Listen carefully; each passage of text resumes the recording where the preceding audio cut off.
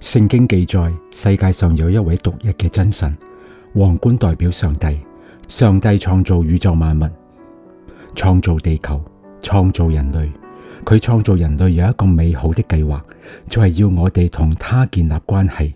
通過呢種關係，我哋可以認識佢、愛佢、榮耀佢。但係人類嘅始祖一開始就拒絕上帝，照自己嘅方式生活。我哋想喺呢個世界上成為自己嘅王，我哋拒絕了上帝，所以我哋唔認識佢，唔愛佢，亦唔會榮耀佢。聖經將呢種違背上帝嘅悖逆態度稱之為罪，罪令我哋同上帝分離，導致靈性上嘅死亡。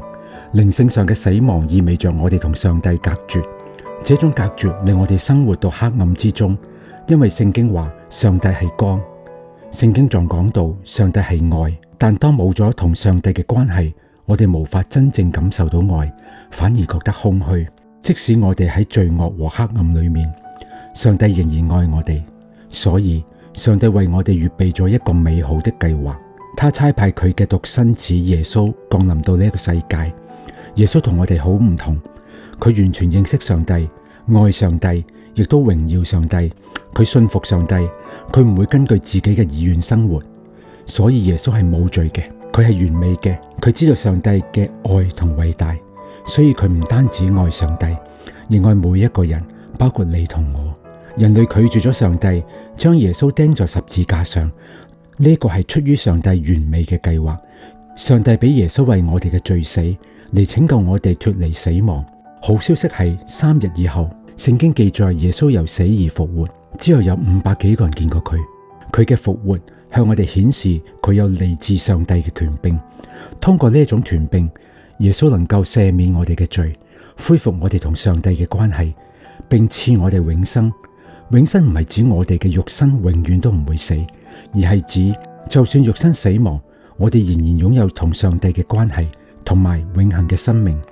聖經仲講到，人生只有2條路可以揀，第一條係繼續行自己嘅路，呢條路通向罪惡、死亡、空虛和黑暗。上帝邀請我哋行另一條路，就係佢為我哋預備好嘅道路。咁我哋可以點樣做呢？只要你認罪悔改，信靠耶穌，接受佢成為自己的救主，並跟隨上帝的道路。如果今日你願意相信上帝，並俾佢做你生命嘅主，你可以咁樣向上帝禱告：主啊，我相信你係呢個世界上獨一嘅真神，我承認我犯罪，得罪咗你，我願意改過，同接受耶穌做我嘅救主。耶穌啊，我相信你為我死在十字架上，我相信你死後3天復活，直到依家。我相信你能夠俾我永恆嘅生命，我請求你原諒我嘅罪，並邀請你成為我嘅救主同生命嘅主。今日我信靠你，亦都願意行喺你為我預備嘅路。我奉耶穌基督的名禱告祈求，阿門。